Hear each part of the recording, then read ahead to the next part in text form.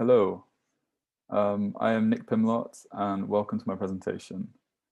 Today I'm going to be summarizing an article by Sidney Liu called Eastward Ho, Japanese Settler Colonialism in Hokkaido and the Making of Japanese Migration to the American West from 1869 to 1888. So the main points in this argument are that Anglo-American ideas of settler colonialism inspired and legitimized Japanese expansion into Hokkaido in the Meiji period, and also that these same ideas came to inspire and legitimize the Japanese migration into America. So let's look at the contents first. So I'm going to set the scene briefly by talking about Hokkaido in the early Meiji period, before looking at the key issues, or rather the key issue with colonizing Hokkaido and the solutions that were put forth. We'll then look at Malthusian Expansionism, which was a key theory that helped to legitimize settler colonialism, Ainu land acquisition, and the accumulation of material capital in Hokkaido. Next, we'll talk about the following developments, which include America in Japan. So the idea of Japan becoming, well, Hokkaido specifically becoming an American, well, similar to America. And then we'll talk about Japan in America, so Japanese attempts to establish colonies in America. We'll finish with the kind of aftermath before having some discussion questions at the end. So we start in Hokkaido in the early Meiji period, at the point where it's annexed. And this was a time, I think, where Japan was keen to display its power to the world. So Hokkaido, or Ezo rather, as kind of a pretty indefensible landmass, was quite an easy target. This was promoted by Iwakuro Tomomi, who's not pictured here, and led to the the establishment of the Hokkaido Development Agency called the Kaitakushi in 1869.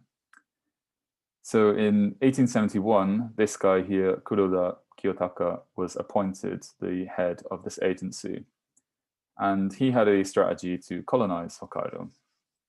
It was a big landmass and it had a lot of resources. So he had established that Japan's economy could be developed quite strongly by tactically colonizing Hokkaido, and so devised a scheme to resettle the recently declassed samurai called Shizoku. So 1871 was the same year as the Tokugawa class system was abolished. So suddenly there was a big pool of declassed samurai that had no work, and they could easily be appointed into key locations in Hokkaido to spur development there. So they were given subsidies, they were given land, or leased land in return for things like military service and development of the land for the state. But we see in the beginning that justifying migration was quite difficult, because it was kind of understood that the population was too limited to make migration profitable. So the proponents of the Hokkaido colonization strategy needed a surplus population to draw upon. And they found this solution in demographic research, funnily enough. And so we can see in the 1869 Minbu Shotatsu that a population imbalance could be defined if you based the assumption of the study on the idea that land can only accommodate so many people. So this study kind of suggested that, or the study argued rather, that there were places that were overcrowded and there were places that had such sparse populations that it was difficult to they were difficult to support. And most importantly, this kind of imbalance led to poverty. So the natural solution would be migration to ease this regional poverty. Another thing that demographic research stipulated was that high population was important for various reasons, like militarily and in terms of the labor force. Having a high population is obviously very useful.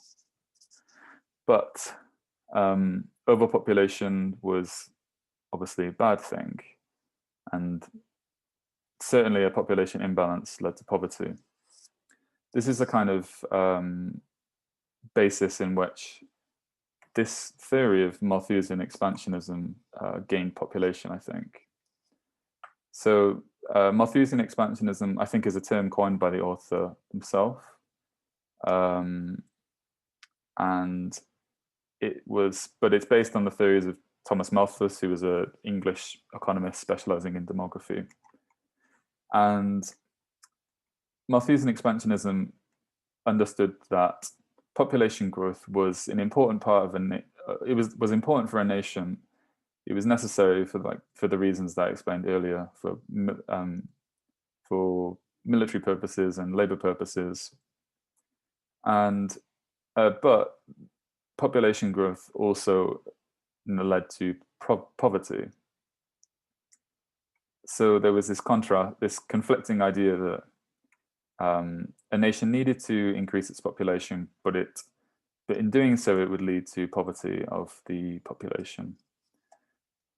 So the solution to this is, as proposed by Malthusian expansionism, to expand geographically. This, I think, is summed up pretty well by Fukazawa Yukichi, who says, "There is a cap on how many golden fish can be bred in a pond. In order to raise more, the breeder either needs to enlarge the pond or to build a new one."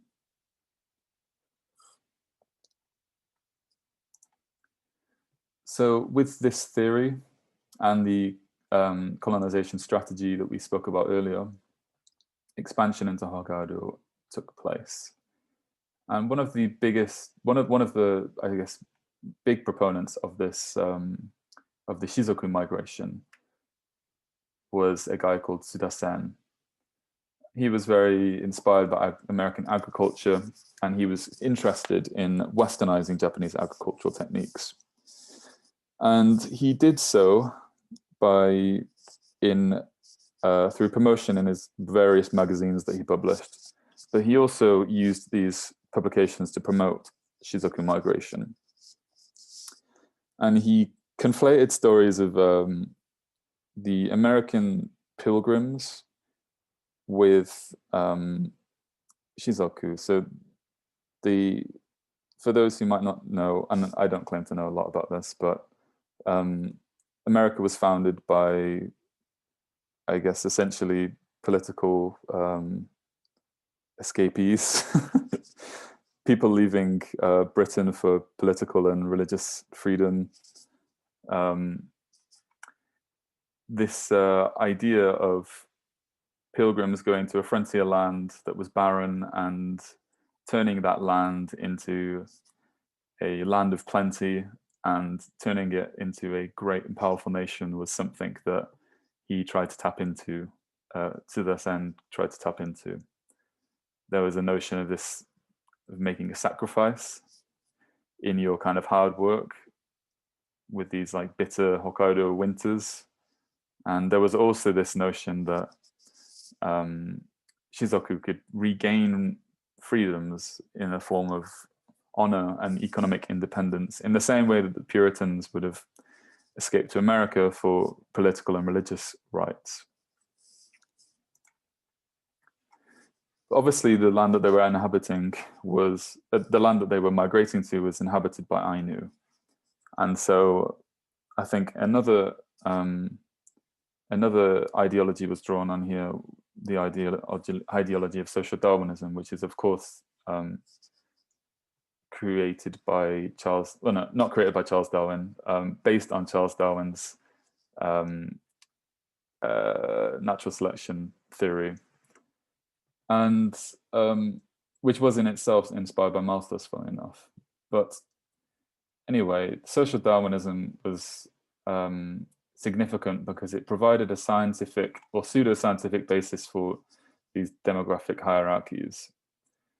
So in the same way that Anglo-Americans would have justified themselves as superior to Native Americans, the Japanese could do the same with the Ainu. And this was explained in many ways, but in this article specifically, Xu Lu talks about the demographic changes as being a key factor here. So the fact that the Japanese were experienced demographic growth was a sign of their superiority.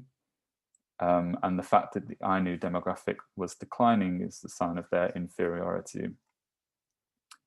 So for the Japanese who were expanding, the expansion was inevitable and there was kind of no escaping. And in a way, they had a responsibility to expand to avoid poverty, essentially, for their people.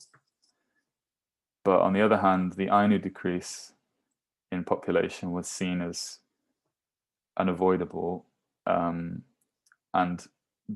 they would basically eventually die out, I suppose, was the thinking. So this theory justified the spreading of civilization to Hokkaido. And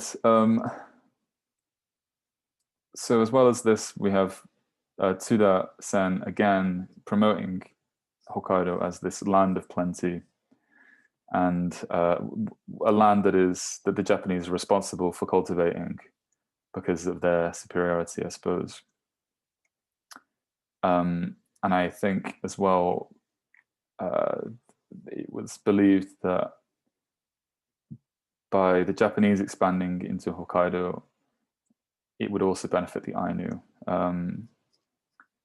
So this led to a 1872 land regulation ordinance, which led the development agency to turn Ezo into unclaimed land, which they would then distribute to the Shizoku. We've got a photo here of Karufito Ainu and Kaitakushi officials during a forced migration in 1876. I don't know much about the context here, but I thought it was quite interesting regardless. So finally, we have, we'll talk about the accumulation of material capital. And so Sudassen's idea of this land of plenty, I think inspired this quite a lot. He promoted Hokkaido as this land of enormous natural wealth, and all these resources being vital for this idea of Malthusian expansion. As a result, they hired 40 plus American foreign advisors, including William Clark, Horace Capron, and others, to kind of turn all this wealth into profit. And this put Hokkaido very much on a trajectory that Tsuda maintained was like a creation of a Japanese America. And he was really insistent on Hokkaido being California, which on the 11th of November, I find hard to justify. But anyway, he made claims about the soil composition, the latitude, the amount of resources, and the climate. And in all fairness, he looked at California as a barren land that discovered gold and employed agricultural techniques and was completely transformed, and believed the same could be done for Hokkaido. So this led to the adoption of American agricultural techniques in Hokkaido, and obviously the establishment of Sapporo Agricultural College, which we can see here in an etching in 1887. So we've got to a point where we're creating an America in Japan, but this development was very expensive. And the Shizoku project eventually was scrapped because of inflation following the Satsuma Rebellion, along with the Hokkaido Development Agency. But in 1886, the Hokkaido prefectural government was established, along with different policies focused on private investment rather than Shizoku migration. So the land in Hokkaido was quickly eaten up by wealthy investors, and this helped to form a big farm economy, similar to American models as well. And we have a picture here of the Hokkaido prefectural government office, which was inaugurated in 1888, which is different to the year that is cited here, or when it was established at least. So I don't know if anyone can tell me about that. But anyway, now we look at Japan in America. So Hokkaido was locked down with a lot of wealthy investment, and the Shizoku and other aspirational, like entrepreneurial individuals didn't have anywhere to really go. And I suppose the idea of Malthusian expansionism still called for expansion elsewhere. So, we had people going to Hawaii, to the South Seas, to other islands around Japan, but Fukuzawa Yukichi called for American migration, as in migration to America. And Xu Lu claims that the imagined similarity of America and Hokkaido helped people to envision this expansion. But of course, Malthusian expansionism also played a big role here, because especially with the work of people like Sugi Koji, who made this argument that because the world population was imbalanced, it was necessary to avoid poverty, to spread people more evenly around the globe. And so Japanese expansion would actually be like an altruistic move, similar to the way that it was thought of in Hokkaido, but on a global scale. Also, of course, in the world there are, unlimited untapped resources to exploit. So this kind of, I guess, began to create this idea that Japanese had a responsibility to expand further. So this migration occurred from 1884 to 1888 in America as Keio University graduates began migrating to California. And they were sponsored by various individuals, and Fukuzawa Yukichi kind of imagined this Japanese nation in America in the future, where future generations of people in America who would gain national status could have a swing in national politics, and also agriculturalists and other entrepreneurs, other people with institutional power could bring fortunes back to Japan, to the motherland. And this whole kind of quite utopic idea was unfortunately terminated with the arrest of a key organizer called Inoue Kakugoro, and also over concern over anti-Japanese sentiment. This led Fukuzawa to withdraw his support in 1888. But this wasn't strictly the end of Japanese influence.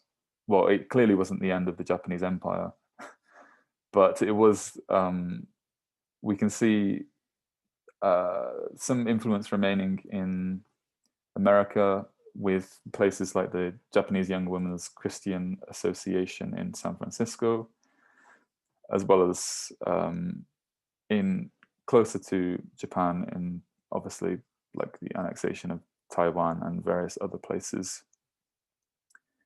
There